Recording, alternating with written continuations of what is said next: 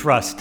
It's all the rage now, especially with a leading zero, yet confusion abounds. I'm Steve Riley, Field CTO at Netskope. I'd like to take you on a short journey that'll clear away the confusion and put zero trust in perspective.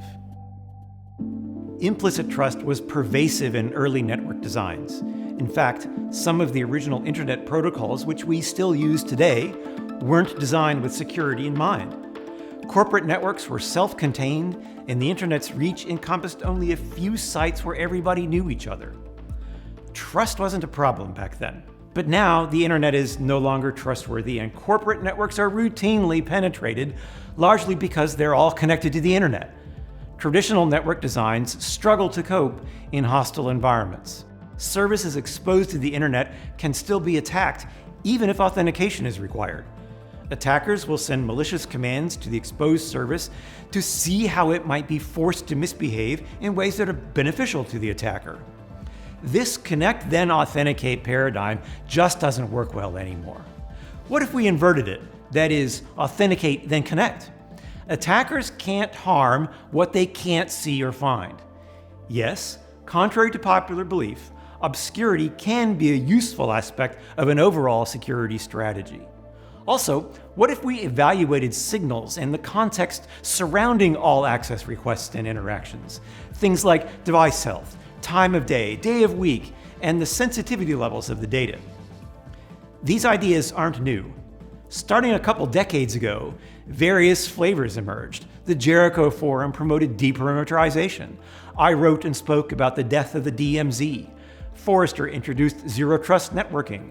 Google developed BeyondCorp.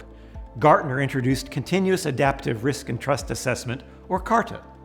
In all cases, the goal is to grant the right entities the right access to the right resources at the right times for the right reasons. These two fundamental changes allow us to construct an individualized perimeter containing only the user, their device, and the desired destination. They stop lateral movement, and they shield services from public access. When the COVID pandemic forced many workers to go home, traditional remote access very quickly strained under massive loads. Ordinary VPNs struggled, and the problem of too much implicit trust finally materialized. Early zero trust models still evinced a network-centric approach. But as the world moved from one data center to many centers of data, along with workers everywhere except the office, a resource-centric approach became necessary. For two entities to interact, some level of trust must be established between them, and the context surrounding the interaction must be evaluated to determine that level. Here's an example. If Alice is on an unmanaged device, she receives read-write access to public content, read-only access to sensitive content, and no access to confidential content.